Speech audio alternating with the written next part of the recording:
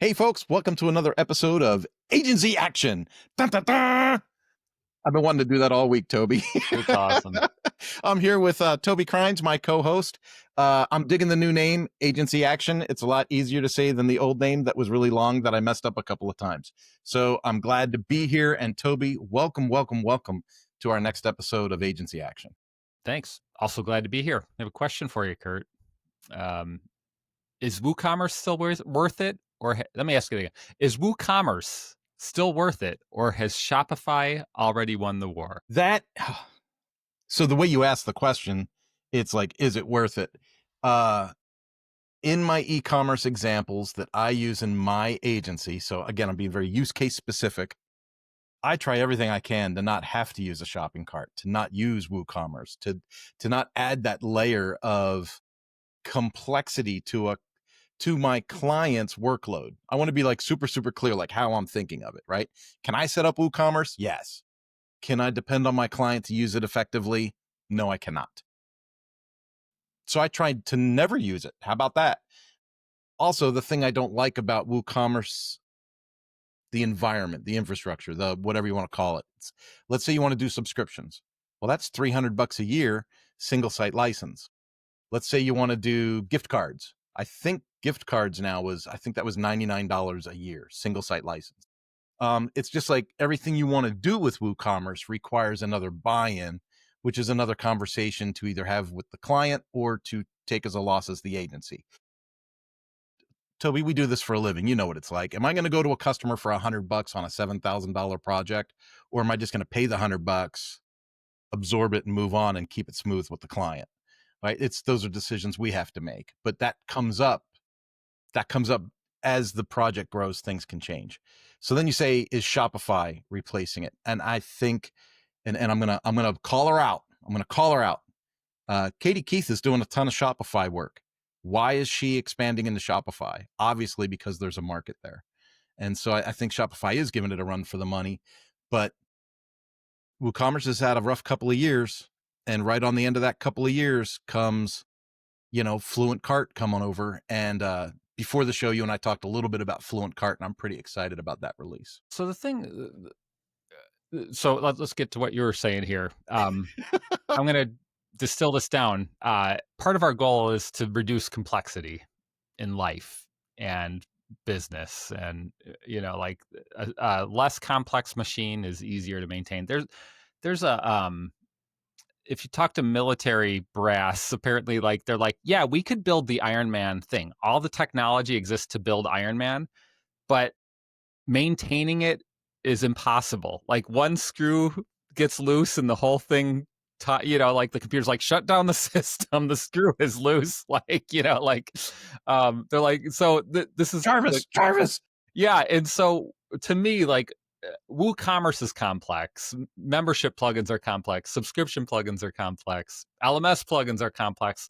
And you mentioned ACF. I use Gravity Forms to like reduce complexity in a lot of these use cases where like, so when the Mighty Mo does e-commerce, we just use either Gravity Forms or Stripe or some combination, or we use like Harvest or some invoicing system. And it's because WordPress, like I don't want to add that. I don't want to absorb that complexity in that tech debt. Like I'd rather keep it simpler and maybe like a little more disjointed, but at least I know it's going to work and the screw will not get loose. The screw will not get loose. Even with Gravity Forms, sometimes there's issues there. When you're trying to collect a payment with Gravity Forms, there's spam issues and other things. So there's that. But also, like I've had a couple of clients recently who have had particular problems with tons of, we'll say, AI generated credit card transactions that were fraudulent. I mean, just tons of them. And they're really clever. Some of them get through, some of them don't. Some of them get through PayPal systems. Like it's not just WooCommerce. It's like, and so I'm like, if I'm running an e-commerce store, I don't want that headache. Presumably Shopify would do a much better job of that. Now, I don't know for sure, but like, that's like, I would rather not take on that headache as a webmaster. And I would just be like, okay, Shopify, your problem. I think I think where WooCommerce had the momentum, one of the 21 irrefutable laws of leadership, momentum. I think they have momentum because they were able to integrate with WordPress tools like early in the game, right? So you were like, Lifter's a perfect example. It really is. So Lifter LMS, when you get like the Infinity bundle, Lifter LMS, the reason I love Lifter so much is it does membership, it does learning management, it does all of it in one platform, and it has a native payment gateway. So I don't need WooCommerce to use Lifter LMS and sell memberships and do those things. A lot of other LMS platforms, they manage the learning, but then you have to engineer how do I do the membership? How do I charge money for the membership? And how do I glue these things together? Um, but there's occasions where, like, let's say you have an online course and you want to sell coffee mugs, tapestries, and handbags and whatever. Well, now you're going to want a shopping cart, right? Because you're going to want to sell hard goods plus this digital product. So WooCommerce did an awesome job of like stitching those two worlds together, right? And you could use it. And it did create a little momentum until you realized you wanted to do recurring billing on memberships and courses. And then you just said, well, that's $300 here, it's 150 there. And you're like, now I'm back to my original problem. I'm stitching all these things together and I'm praying that they stay stable and that I turn a profit on these expenditures. Um, Not for nothing, Toby. I don't know. Have you ever used SureCart? No. SureCart, man. Easy peasy 1, 2, 3. And it does the recurring billing. It doesn't charge you for extra add-ons. It's really a SaaS platform that kind of gets presented like a native WordPress thing. But it connects, it integrates with tons of things. And so when you say, is WooCommerce still worth it? Is it worth the leap that it was years ago? I really don't think it is, because I don't think it has that marked momentum advantage that it had in the beginning. There's too many options now. Yeah. The thing that I think people get caught up with building anything, and like, you don't need an LMS if you only have 10 paying members. Like, you don't You need you could send them a Google Drive link. Here you yeah, go. and you can manage that recurring billing. You can go into your Stripe and click pay today Pay once a today. year, like for 10 people. And I think this is like, and even if you scale that up, you could hire a human to click that button in Stripe, and it's the tech overhead's way less. Let's say at 1,000 members, I personally would be comfortable hiring a human to manage that. And not saying I would, but like, I would consider that as a viable alternative to adding the tech overhead, because Yeah. to me, managing stuff on paper is often way easier than managing dealing with a bug that brings your whole system down. But you touched on a very important consideration in membership and learning sites. And that is, every customer that comes to the table has an assumption that they have reinvented the wheel and they're a genius and they're going to have thousands of students. And it's amazing because one of the courses in Lifters Academy is like how to get to the first 25 paying students or something. And when I communicate to my clients, like, my goal is to help you launch and get your first 10 paying customers, they're like, 10? We're gonna have thousands of people. I'm like, you think you're gonna have thousands of people? Let's just see if you can break through the wall and get 10, Yeah, right? And then 25 is the next milestone. I was just talking to a sales guy who was responsible for filling a class of an online class with students, and Yeah. there were 3 full-time sales guys working the online avenues, and they were successful, but he had to pay 3 full-time people to fill the classroom. Yeah. Yeah. The Powersport Academy project of mine sat almost dormant for 5 years. I had the occasional client, but it wasn't consistent. For 5 years, I almost turned it off. And then finally, we made a deal with another company that sells training to dealerships. And so now we're just part of that. And so, sometimes that's how you have to find your success. You have to partner and leverage relationships with other people. But yeah, that's way off the target of, we talking about WooCommerce or not. It's how to sell courses. But let's move on, man. Let's talk about something a little more positive, like how search engine is completely destroyed by artificial intelligence. So here's how I look at it. As somebody who sells SEO, and I have an SEO team, actually see blue ocean, green pastures. Like the world is messing with you as like a business owner, right? Like, yeah, your whole SEO is effed. However, if you invest in it today, you have opportunities abound because you're going to be on the cutting edge, and like as everything's changing, you're going to be riding the wave. So yeah, it's both. Like it used to be even just a year ago. Let's say you're in some vertical, you couldn't outrank the established players. Period. You just couldn't. They invested in SEO or they're just too established. Maybe it was a university site, whatever thing you're doing, you couldn't beat the big players. Now, because of the AI overviews, you can sneak in there. You can be in the number one, or it's like not even clear what number one means anymore, but you can sneak in now ahead of the big players because those organic results are now way beyond all the AI results in terms of what people are seeing. Like they see all the AI results first, and by this I'm talking about Google, the AI overviews on google.com, Yeah. which by the way is the only thing you should care about if you're worrying about search. Just worry about google.com still. Like, I asked AI, like, very pointed. I was doing some research on my own company, right? Like, how are we being found? How are people finding us? I'm having this conversation with, God, I can't remember if it was ChatGPT or if it was a different one, but I was having this. Oh, it was Grok. Anyway, Grok says, I'm going to recommend these 3 other agencies over yours. I didn't tell it was mine yet, right? I just said, boom.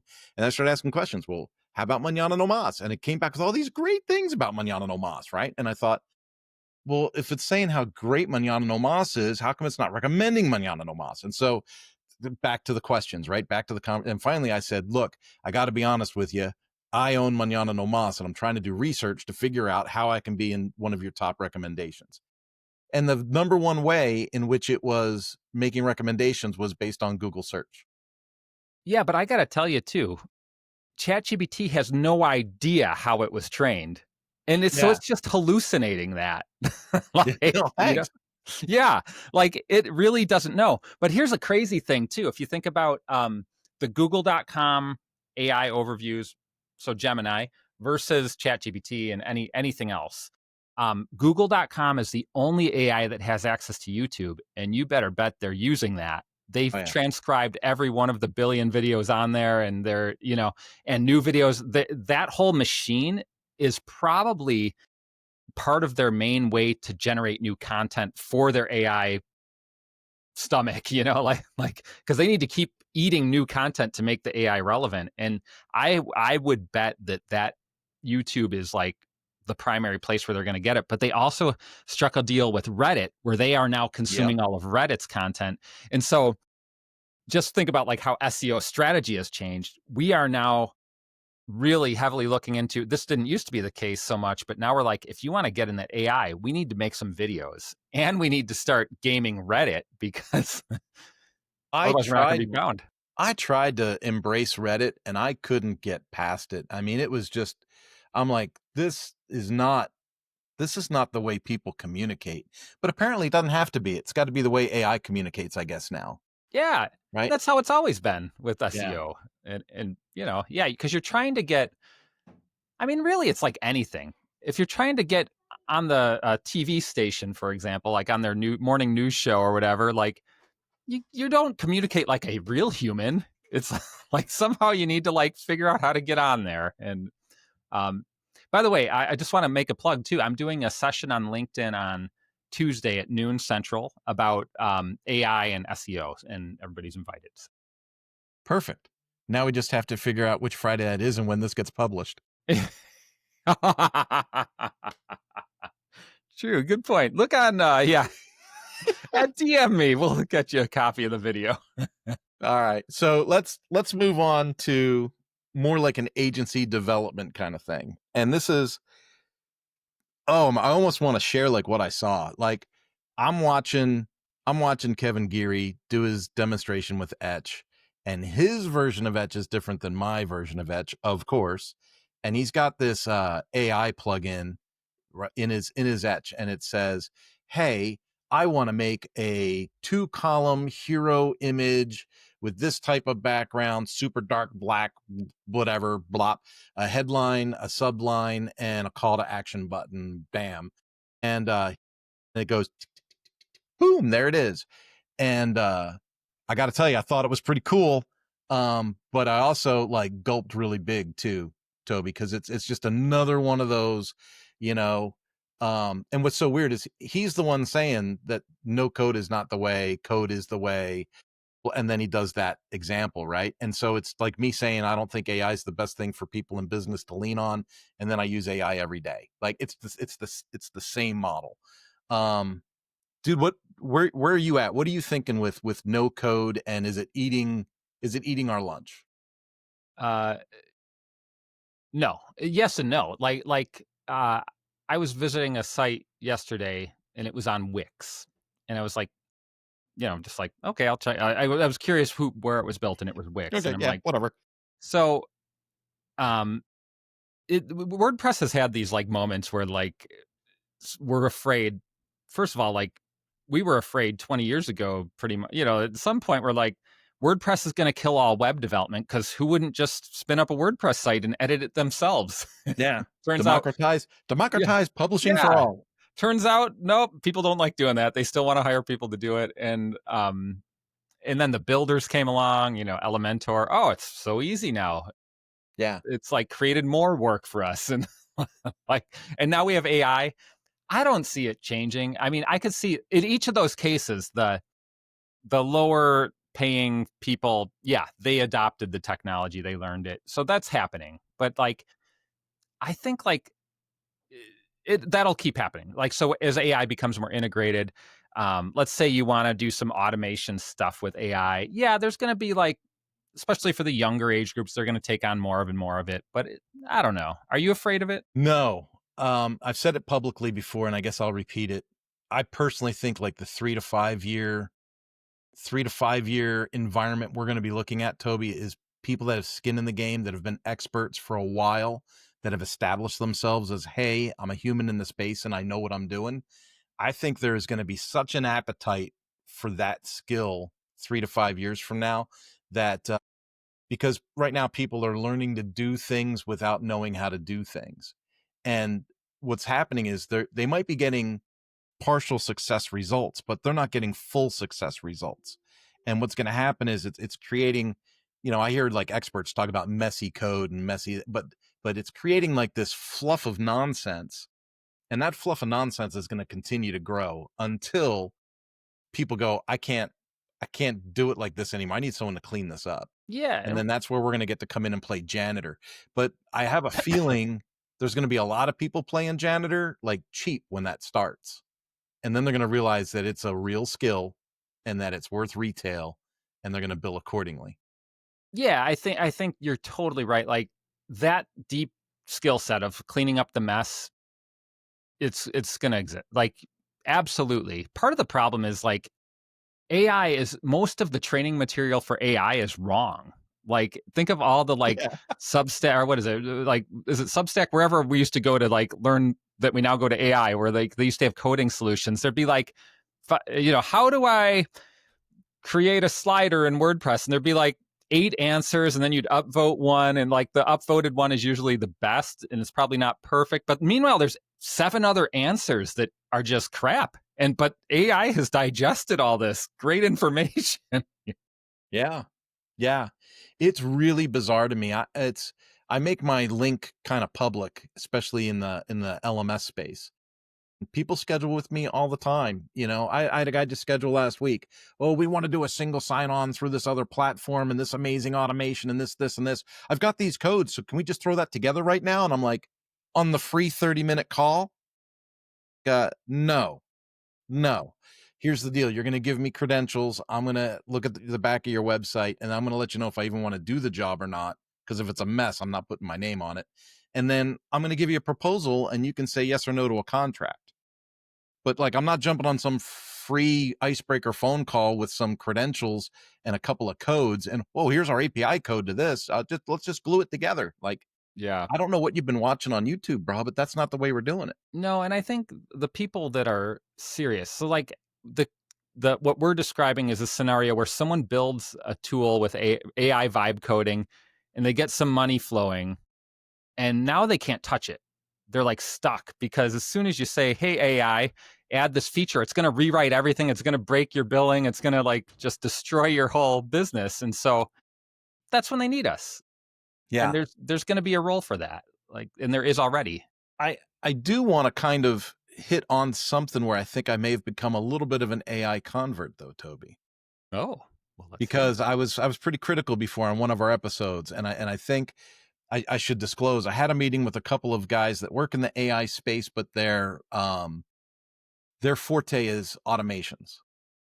And then they described to me, like, because I think about some of the tools I use to help me create some content, and sometimes there's just too many steps. I go, by the time I use this AI tool and change the H1s to H1s, the H2s to H2s, put in the gaps, spell check it, and then make sure it's even written the way I want it to sound, I could have just written the stupid article. You know what I mean? Like, I just feel that way. And I divulged that to them. They said, "Oh, well, we made this other automation. It does this, this, this, and this." And they showed me what they built, and I was like, "That is like crazy cool." So Mhm. they literally talk to Telegram through their phone verbally. "Hey, make me an article with this, this, this, and this." Telegram launches an N8N automation process that involves 2 or 3 different artificial intelligence tools that connects to their WordPress website, that automatically feeds like a feedback loop to constantly make the tool smarter with keywords and phrases and whatnot. And then it makes the content, pictures, fully formatted, ready to go in their website in draft status. And then all they have to do is approve the draft. I was like, dang. So you're describing like a real workflow improvement and sounds impressive. And I agree. The problem with all this, not the problem, but the reason we're going to have jobs is the marketing piece. As soon as everybody does that, which is going to happen, like there's going to Yeah. be some Google app where they're like, do what you just talked about, Kurt, and now you have a new image in your website or whatever, new article draft. The problem is when everybody's doing that, then nobody's doing. Like it's like as far as marketing is concerned, you're not standing out. And Yeah. like there, I think there's always people are always going to need to sell stuff, and they always have needed to sell stuff. So you need marketing and you need sales. And I think like the more like I view it through that lens, like the less fear about I have because now this is just a tool to think about marketing. Well, but to your point, to me, there's branding, there's marketing, and there's sales, and they're all very separate. And I've always admired the way that you talked about sales because you're like, sales is sales, man. I'm going to go sell. Like, my company depends on me selling and building revenue. And to me, that's a very proactive, action oriented role, sales.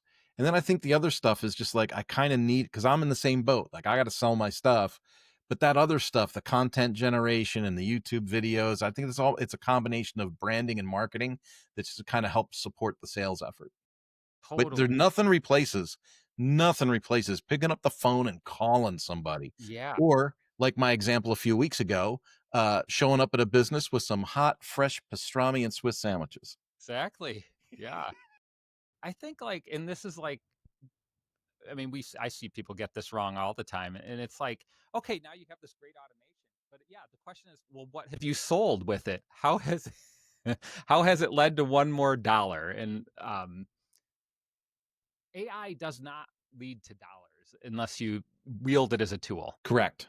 Yeah. And I think that's where my example I was just giving you was like, for me, it was like, they're using this as a tool to get the results that they pre-saw, that they foresaw a result and they built a tool that gets them that foreseen result.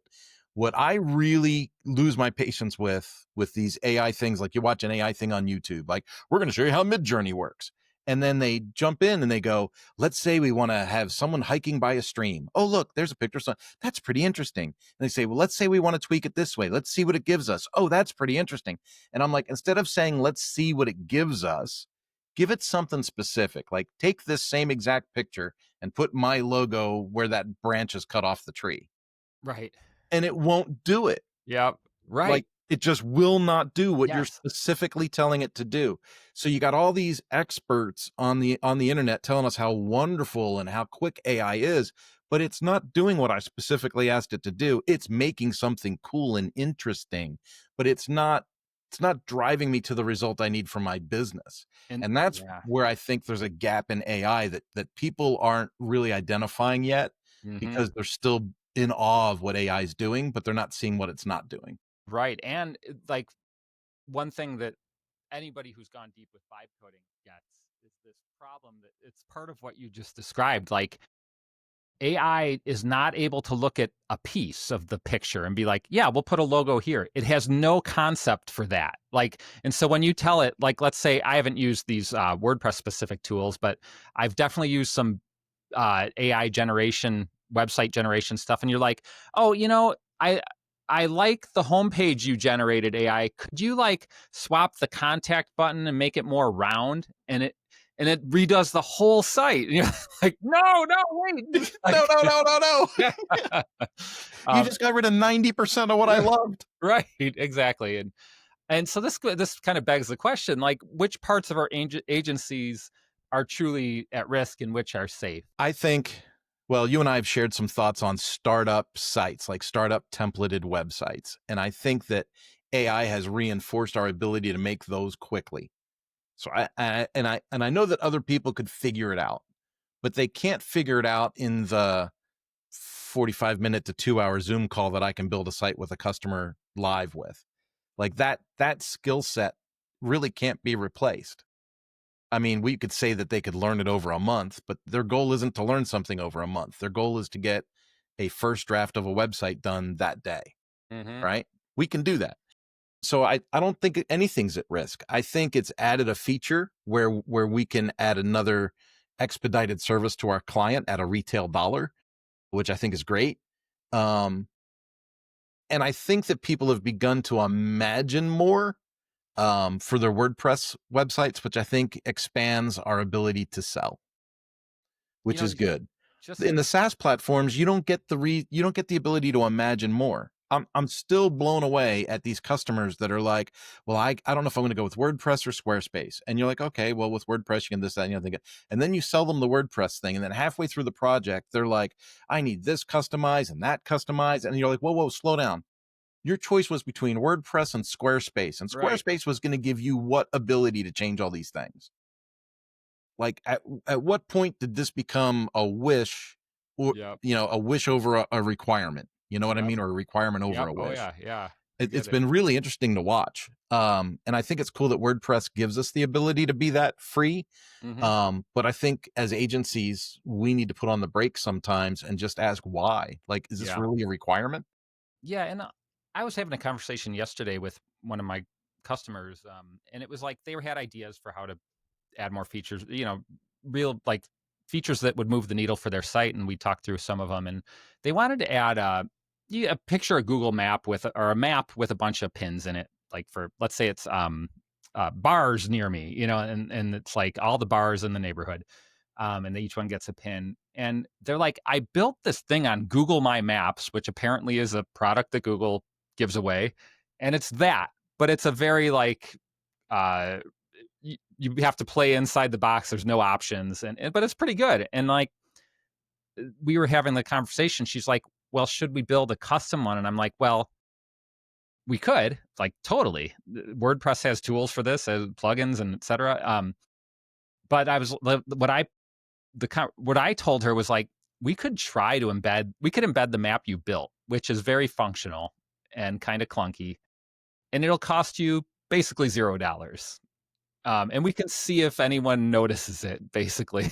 Yeah. And that's what we ended up doing. And so, I think like there was another thing yesterday, and this is AI. This is kind of I was struggling. I have a website that's our team's handbook. We're bringing on a couple new people, and so I wanted to tighten up the handbook. And normally we require a login, but I was like, I don't want to require a login for the whole thing. I just want to like the whole thing want to be locked down except these 5 pages. So like they're public, and so I don't need to share logins.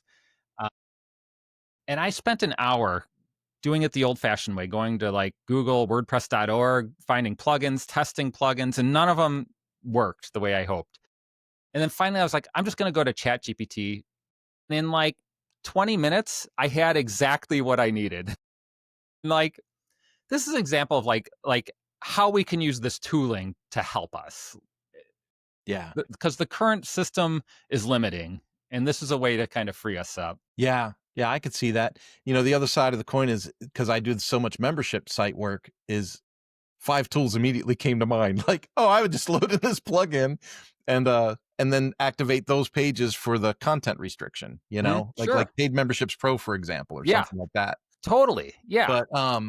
But it's interesting because as many different agencies as there are in this country, everyone has a different workflow and stack. Mm-hmm. So I kind of want to skip over a couple of things, because I know that we were going to talk about something next, but I want to jump on the tech stack idea. Do you have any idea what makes ACF so attractive to some of these agencies? Yeah. So we talked about this last week, I think. And I think we might be like talking about 2 different types of implementations of ACF here, but so a couple things. If you need a site that is fast, ACF is a custom theme with ACF is probably going to beat a builder plugin, for example. And so that's one use case for it. The thing that, like, this is a WordPress specific problem, probably in other platforms too, but part of why like ACF is sucky is because you have all these interfaces in WordPress. You're like, okay, let's say I'm using Beaver Builder or Elementor. I'm like, I want to edit this. So I click this. I click edit with Elementor and I click it. And I'm like, I can't edit this. Why not? And it's because it's an ACF. And you're like, well, where do I edit the ACF field? And you have to learn that. And then you go there. They're like, okay, now I scroll down. But wait, it's over on the right column and not in the center column. Like, it's complex. But tell me, Kurt, what makes ACF so unattractive or to you? Like, we get a lot of projects. People come in and say, oh, well, I just need this, I just need that. We have a pre-existing website. And I say, well, send us the credentials and we'll take a look at the site. And they always seem insulted when you say that, but they send us your credentials and we'll take a look at the site. And then I'll see like these weird names for things in the left hand, admin column. And I'll be like, well, I'll just take a wild stab and guess where that came from. And then half the time I get in there and it either is something that somebody built that is a duplication of a well-known plugin that would have just done the job, or there's nothing there. And I go to the ACF plugin and there's nothing there. But then I have to wonder, okay, what did somebody develop and hide somewhere in this website? And then you start searching for custom CSS and all kinds of weird things. I just don't understand why. I've been in some sites where they have ACF and then different custom post type tools as well. And I'm like, is it because somebody told them once that, oh, I would never build a WordPress website without ACF in it, and they just load it in there and then never open it up? It's just the weirdest thing to me, because I see a ton of it and I don't understand what the lore is. Here's a similar question, maybe. That's, what's the most form plugins you've seen installed on a site? Well, if we're just going to talk about forms, I have worked on websites where I'll open it up and there's like 5 form tools in there. But think about how that happens. So let's say they went with Astra and they wanted to do the AI site build thing. Well, it's going to come with Sureforms, right? But then let's say they install the business directory plugin. That's going to ask them, we recommend Ninja Forms. Do you want to install that as well? And if you're not careful, it'll automatically install it. And then depending on what host they used, it might have come with WP Form right out of the chute anyway. And it's like, so there's 3, right? And it just like never stops. And then someone's going to tell them, for sure, someone's going to say, oh, you need some added functionality there. You're really going to need to use Gravity Form. Yeah. Set that up with Square Pay or something like that and run a Gravity Form for it. Yeah, totally. And to your, like, this is all related, like this ACF stuff, like, I could see a scenario, and I've probably been guilty of this, where I just assume I'm going to need it, so I install it, and then maybe I never used it, forgot to uninstall it. Whoops. So yeah, I Yeah. totally get it. And the other thing, like, um, I could see making a site-wide setting using ACF as my tool of choice, but there's 100 other ways to do it, and you're going, there's nothing in here that indicates we need ACF until you like dig in some randomly named setting of mine. Like, Yeah. Yeah. I'm not a fan. So it's and what's weird is I talk to other agencies like on the post status agency call or something. And there's some agencies that are like, we love fixing other people's problems. We love taking over, other websites. And there's other people like if it's some pre-built website hosted on GoDaddy, I'm not even touching it. And it's like mhm, you have to draw a line. And for agencies, you got to figure out again, use case specific, where's the line in the sand that I want to work in? Who are the customers I'm looking for? yeah, I'm not looking for people with a bunch of duplicated, redundant plugins. And I work with a lot of dynamic material. And so if they have more than one caching tool, it's a nightmare. So people will have, if they're hosted on Cloudways, it comes with Breeze. And so they'll have Breeze and then they'll install WP Rocket and then they'll install something else. And it's like, well, now you can't run Lifter LMS or WooCommerce effectively because the dynamic content's going to be all jarbled and screwed up. yep. And you sparked a question that I've been debating internally here. So, um, the question is, should we become email management agencies? Should that be one of our service offering? Because it's very um, complementary in a way to like website hosting. Like it's not a stretch. Often they're hosted in the same exact place, same technology, same. You're already paying for it. Maybe you go. And so this is something I've been wrestling with particularly this year as I've been looking at like growth opportunities. And so as we talk about AI stealing market share, stealing our customers, and blah blah blah. I don't think AI can steal email, IT management, like the management piece, the installing, connecting email to MacMail, connecting email to Outlook on your Windows machine. Have you considered taking that on as a service offering? I need to make it a real offer and charge people for it is what needs to happen. We do offer people some inbox opportunity. Not, and I should be clear, it's not for everybody, right? It just isn't. Um, Email, after all these years, you would think it would be the easiest thing on the planet to set up, but it's not. So for some reason, I could set up an info@abc.com and it sets up in Outlook just fine. And then I could have support at abc.com, sets up just fine. Then I could have, customer support at abc.com and put in all the same details. And Outlook goes, nah, can't connect. And you're Mm-hmm. like, what's going on here? And then you try to troubleshoot it. You try 17 different combinations and all of a sudden it goes through and you go, okay, I don't know how I fixed it, but I'm just going to go. But I'm sure there's smarter people out there than me at this, right? But then you have to figure out, okay, am I helping clients get their email to work as just part of being clients? Or should that be a line item that gets billed out? And that's the big question. And the even bigger question is if you're an agency, depending on the scale of your agency, do you have the time and manpower and supportability to support people with email? Yeah. Right. Because a lot of hosts like Cloudways, you don't get email inbox on your Cloudways account unless you buy the add-ons for Rackspace. Mm-hmm.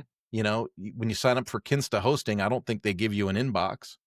You have to run your email through MX support where like what is that? MX route or SendGrid or something else. Right. Yeah. I mean, it's a completely different product offering, or at least it could be. Because, like, yeah, sure.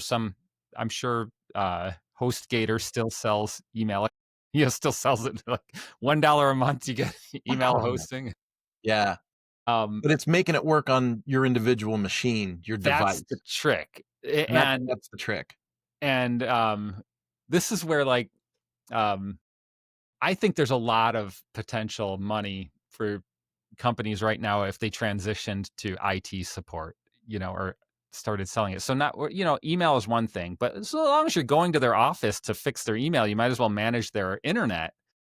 and who knows what else there. Oh, some companies still have storage servers. Like we need a Yeah. server to store our documents, and security now is you can see like the tickets rolling in, but then you need someone local Yeah. for You need one. staff and ability to serve.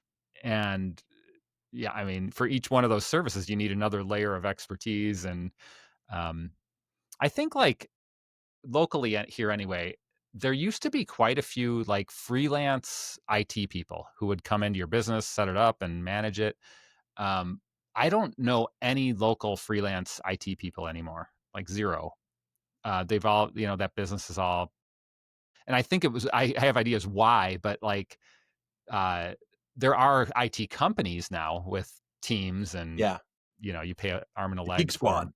Geek Squad, and others. We have Loeffler here. I don't know if they're a national one, but they would do like, you have an office, you have 20 computers, you lease the computers from them. You need a printer. Oh, great. We have printers, and we will manage your printers and Wi-Fi. And yeah.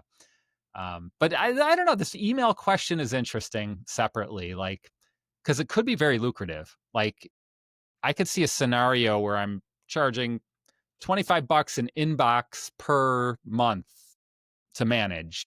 Well, look at what the competition charges. Squarespace charges people per inbox. Mm-hmm. And then that adds up into a pretty nice Squarespace bill at the end of the month. Yeah, and if you really only set it up once, and then you try like a website. You're like, you set it up once. The thing about email, nobody wants to change it. You're just making sure it's still running, and like, I don't know. It's interesting because there's high entry costs to set it up. Like just time to set up accounts and really set up their computers. But once it's set up, I don't know. It's an interesting idea. The part where I get lost on emails is when somebody wants to transfer devices, transfer machines, wants to transfer hosting, and then they want to migrate their email history over.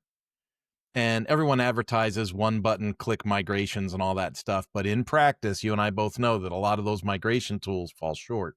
But yeah, And so you gotta dot your I's and cross your T's. you're totally right. Now we're talking, because as soon as you go there, then you're like, now I need to know how Macs work and how PCs work and like how to troubleshoot. Yep. I'm not doing it. I'm not doing I'm it. done. That's it. I'm not doing it. I'm out. All right. Well, now that we've made a business decision for the Mighty Mo, I think we're kind of done. We can almost wrap up. Yeah, I think that's a good idea.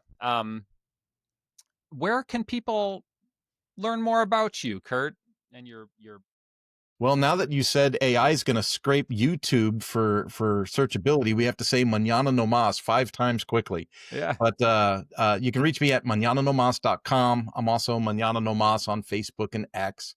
And then Kurt Von Ahnen, if you want to make the connection on LinkedIn. I've been getting a little fatigued with spam on LinkedIn lately, so I'm not there as often as I used to be, but we can still make a connection there. Great. And I'm on themightymo.com and LinkedIn. And so you can DM me anytime. Yeah, fantastic. Well, thanks, everybody. This has been another episode of Agency Action Podcast. Dun, dun, dun. We'll look forward to seeing you next week.